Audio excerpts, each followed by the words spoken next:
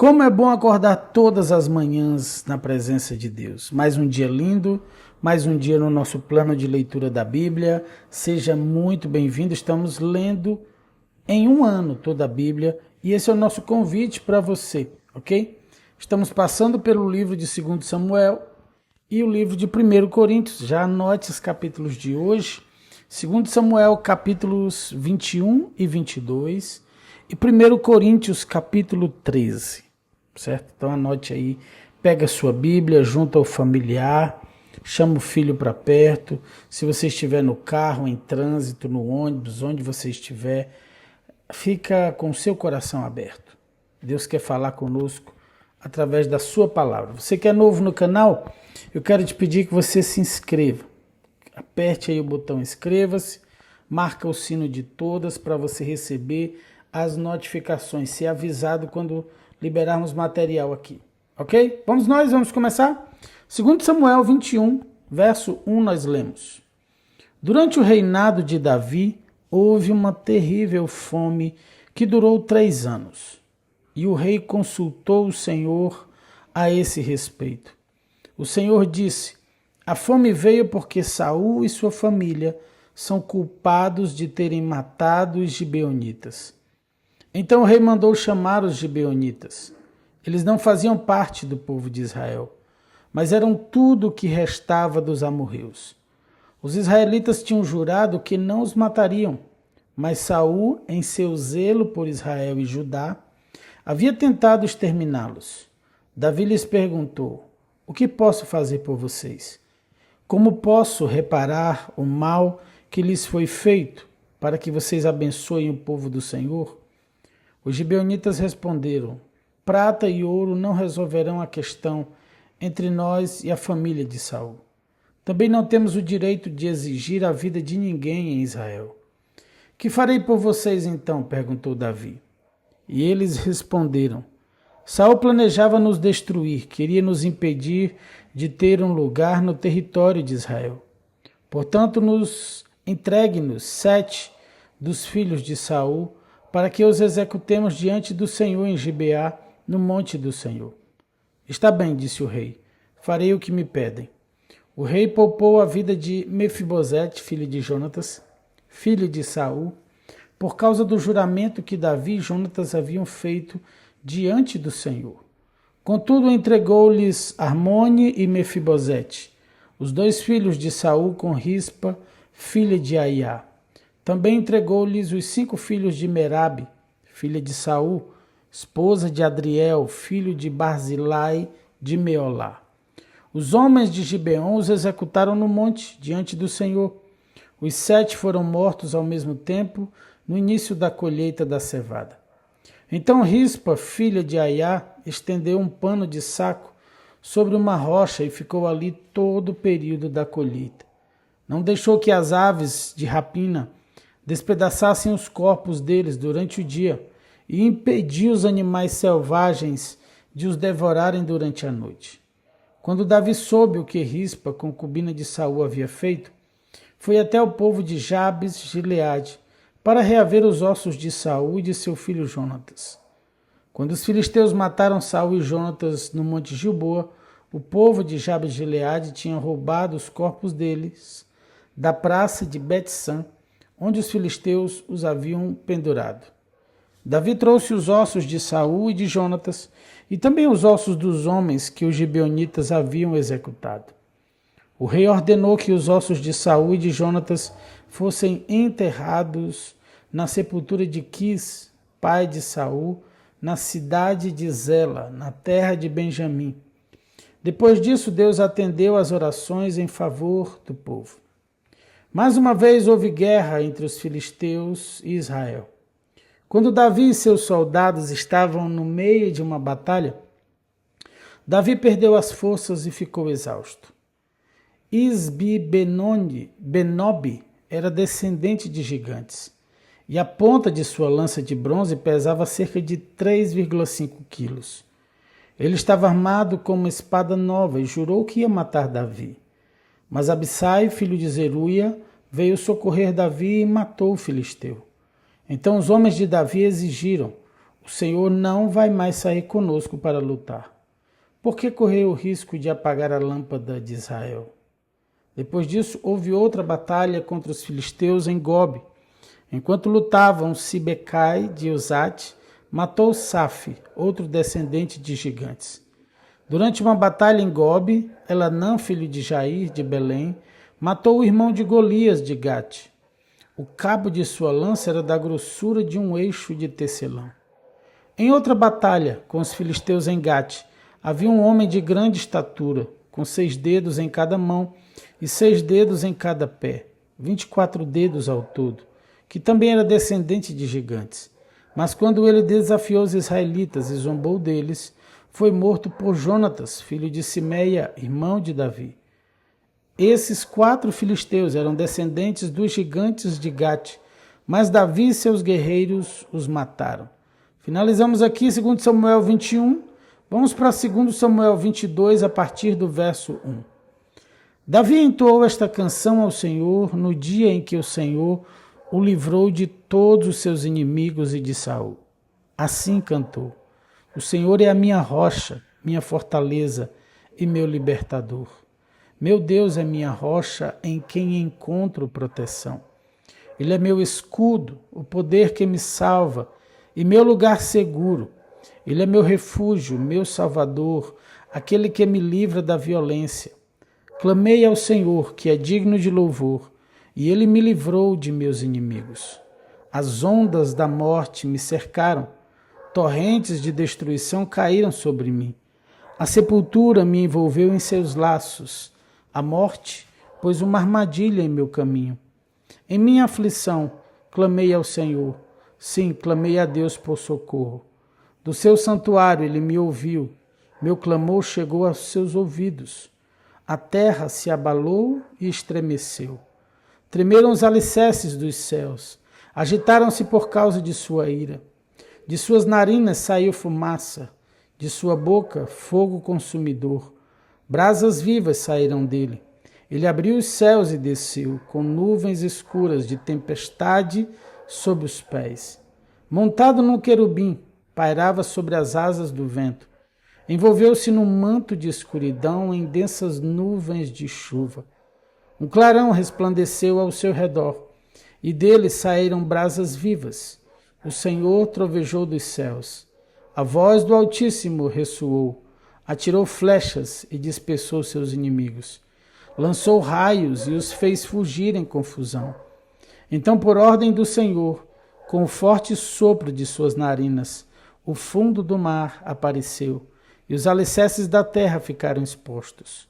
Dos céus estendeu a mão e me resgatou. Tirou-me das águas profundas, livrou-me de inimigos poderosos, dos que me odiavam e eram fortes demais para mim. Quando eu estava angustiado, eles me atacaram, mas o Senhor me sustentou.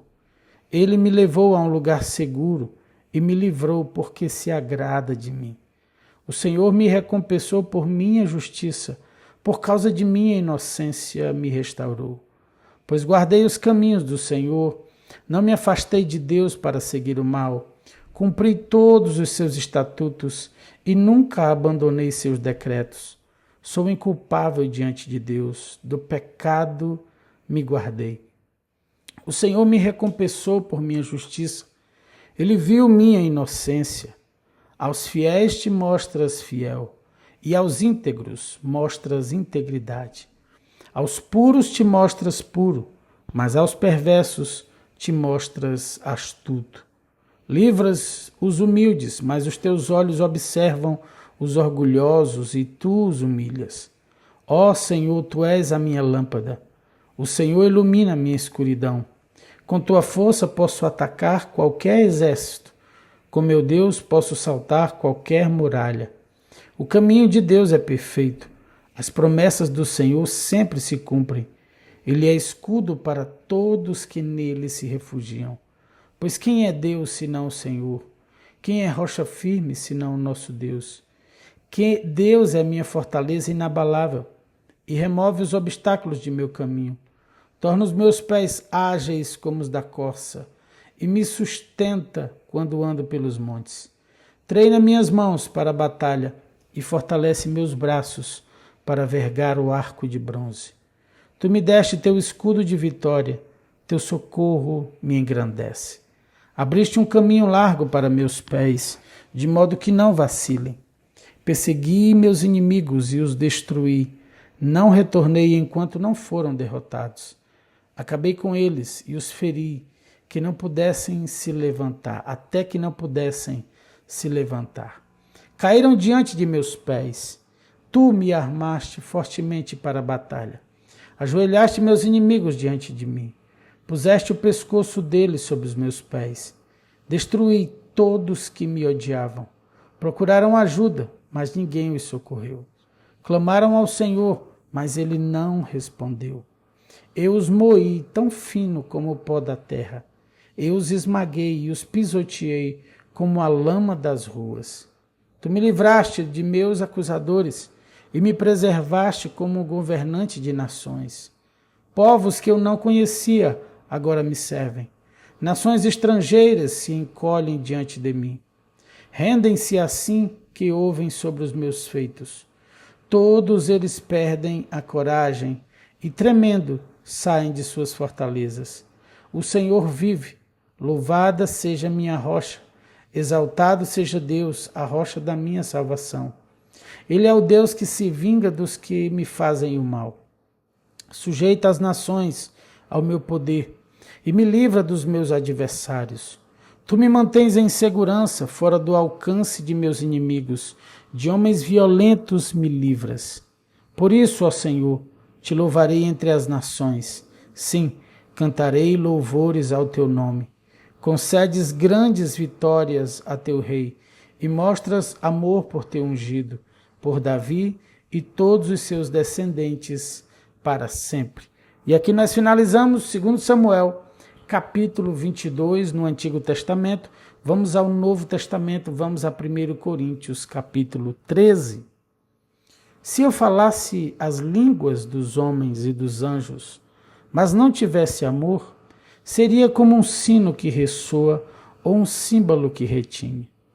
Se eu tivesse o dom de profecias, se entendesse todos os mistérios de Deus e tivesse todo o conhecimento, e se tivesse uma fé que me permitisse mover montanhas, mas não tivesse amor, eu nada seria.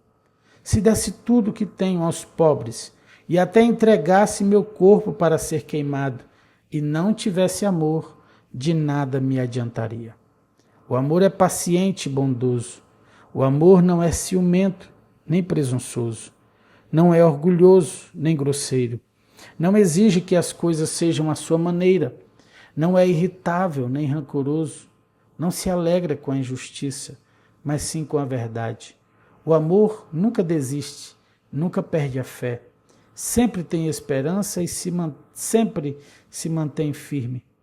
Um dia, profecia, línguas e conhecimento desaparecerão e cessarão, mas o amor durará para sempre. Agora o nosso conhecimento é parcial e incompleto.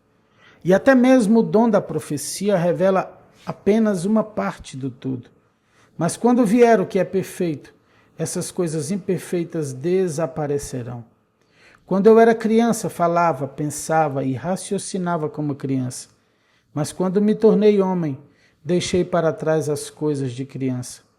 Agora vemos de modo imperfeito, como um reflexo no espelho, mas então veremos tudo face a face. Tudo o que sei agora é parcial e incompleto, mas conhecerei tudo plenamente, assim como Deus já me conhece plenamente. 3 coisas, na verdade, permanecerão: a fé, a esperança e o amor. E a maior delas é o amor. Glória a Deus. Finalizamos aqui 1 Coríntios 13 e os capítulos de hoje do nosso plano de leitura da Bíblia. Nós vamos finalizar, mas antes quero orar por você e abençoar o nosso dia, seu dia, tá? E lembrar você, deixa o seu like, você abençoa muitas vidas. Se você não é inscrito no canal, se inscreve, ativa o sino de todas e compartilhe ao máximo com seus grupos, sua lista aí, seus contatos de WhatsApp, tá bom? Vamos orar? Pai, nós te louvamos, Senhor, por esse dia. Nós te louvamos pela tua palavra, nós te louvamos, Senhor, porque nós vemos a manifestação do amor na tua palavra, Senhor. Tu és o próprio amor, tu és a essência do amor. Senhor, mesmo que eu falasse a língua dos homens e dos anjos, mas se não tivesse amor, seria como um sino que ressoa ou um símbolo que retinha. Deus sela o nosso coração com amor. Eu sei que nesse dia, Senhor, algumas pessoas têm o seu coração ferido. Algumas pessoas que estão conosco aqui foram feridas, têm dificuldade em perdoar, Senhor. Nós te clamamos, Senhor, um toque de amor nesse dia.